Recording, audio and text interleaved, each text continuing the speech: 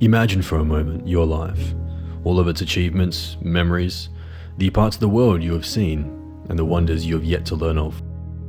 Now imagine that in the blink of an eye, all of that shattered, and suddenly the life you knew is gone, and your very survival depended on how fast you could run. After the gods had fought the celestial battle within their realm, created divine races on Vera, and banished the others with their corrupted ancients to the void, a time of prosperity took place, cultures developing and civilizations forming. Great cities were constructed, and the secrets of the world were discovered. Of course, not everything was bliss. Wars were fought, and struggles were had, but nothing world-ending. Yet. Once in the history of the world, if one were to look up into the sky, you might have caught a glimpse of these large objects falling from the heavens. Giant celestial bodies glowing with heat as they cracked the clouds above and pierced the earth, splitting valleys in half and flattening mountains as they landed. These huge comet-like structures bore markings never seen before, ancient writing and runes which crackled with a strange hollow energy. This energy left those around the points of impact with a feeling of a void within themselves, a nightmarish whisper echoing in the recesses of their minds, and visions of shadows moving on the walls as they slept. One would assume an event such as this would cause drastic actions to be taken by the leaders of Vera, and you would be correct. Together the four major races combined and formed an alliance which they would call the Light Pact, a union of all order and religions from across the planet, all with a single goal of learning more about these fallen bodies.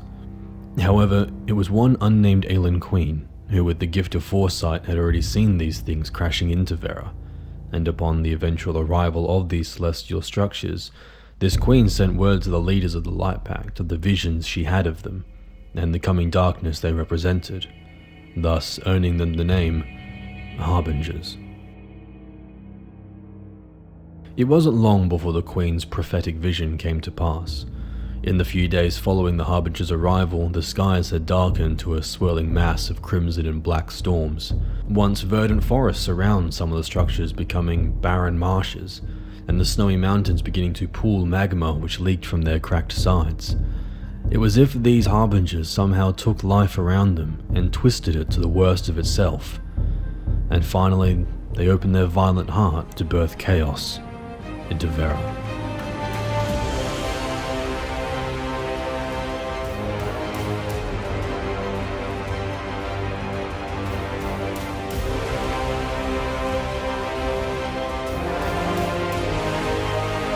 The world began to shake, the land warping and wrenching as it resisted the corrupting nature of the enemy about to reveal itself from the depths of the Harbingers.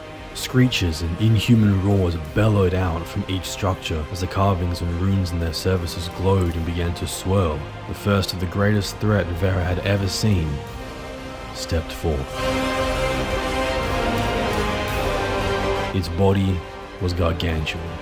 A wiry mass of glowing reds and flowing oranges reached what only can be described as a mangled arm forward and pulled its horrific body out of the now seemingly alive Harbinger. It was only at this point, when the ancient titan revealed itself, did the purpose of the Harbingers make sense. They were conduits, giant structures able to transfer beings from the plane of the void to the material realm. In the thousands of years following the Celestial War, the others and their ancients had been building these bodies able to cross realms until they found the Seven's pride and joy. They were designed to be gateways for the legions of the others to pour through and destroy Vera. The armies of the Light Pact came together and waged battle after battle with the forces of the ancients, thousands of bodies scattering the landscapes of Vera. Infernos consumed valleys, floods wiped away coastal wonders and cities, earthquakes turned mountain ranges into horizons of black and grey gravel as far as the eye could see. This was not a fight for the control of the world. This was a war against Vera's very existence. As the Harbingers continued to bring abominations from the void forth, the mightiest of the world's heroes arose to challenge the horrors. Stories about warriors of creation reaching into the bowels of the enemy, ripping forth their allies and using the power of the essence to return them to the fight. or maidens of martial prowess, slaughtering their enemies in a gory display of dance theatre, leaping from foe to foe, each falling as she bound her way to victory. These short bursts of triumph were just that though. As for every ancient that fell, they would rise again, their immortality granted to them for the knowledge the others provided so long ago now showing itself. As the front lines grew ever closer to the main cities across Vera, the Light Pact became desperate. Tales from battlefields of supplies running scarce, and some of the troops falling to things such as cannibalism to keep their strength, potions growing volatile with key components having to be substituted for others. Even the peace of sleep was tormented. Rumours of a creature called the Terror Wraith who was born each night and stalked camps and towns searching for prey spread quickly, turning already worried citizens into insane and paranoid mad men and women. Vera was losing, and fast.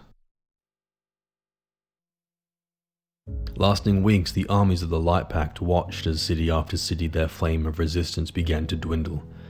Hopelessness began to grip at even the highest-ranking officers' hearts, some turning to the whispers of their mind, promising survival and power at the cost of betraying their brothers and sisters in arms. The tainted cores of the races beginning to erupt into displays of selfishness and fear, sins overpowering the sense of duty and morals. It was only in the darkest of days that the true power of the others and the ancients reared this ugly head. It was not the numbers or the arcane firepower they brought to Vera. It was their power to corrupt, to take the purest form of creation and turn it into a perverted, horrific parody of itself with a whisper. One can block out sight, sound, and feel, but how can one defend against the demons within themselves? That was the power of the void. As the last days of Vera began, great bastions like the city of Carfen fell to ruins with its lands corrupted and cursed. The aforementioned Aelan Queen decided to choose a select few knights from the various remaining elite forces within her kingdom.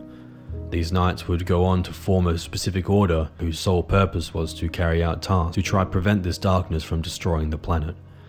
These chosen few were standout figures for their strength of heart and incredible valor in the line of duty.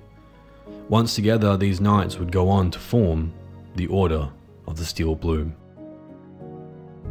This order was tasked with the most dangerous missions, their leader, the revered Lady of the Rose, commanding the order to run into the heart of the corruption to save civilians and recover resources to aid with fortifying the last of the few bastions. One of these was the city of Aileron, the largest human capital and the shining precipice of their technology and culture. Its walls had stood for thousands of years, the design of which was inspired by remnants of the pre-corrupted ancients' technology.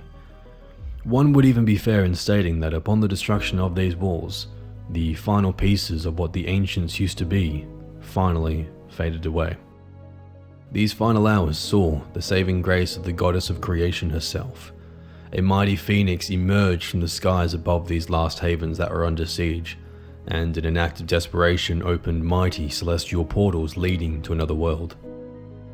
This world would go on to become known as Sanctus, and it was created for this exact purpose. You see, after the God War, Norlin, the goddess of fate, discussed with the goddess of creation about how the denizens of the void would return to seek revenge, most likely striking at Vera for what it represented. Thus, the world of Sanctus was created so that should this retaliation be too devastating, the races of Vera would not be lost. This world-ending event would forever become known as the Apocalypse.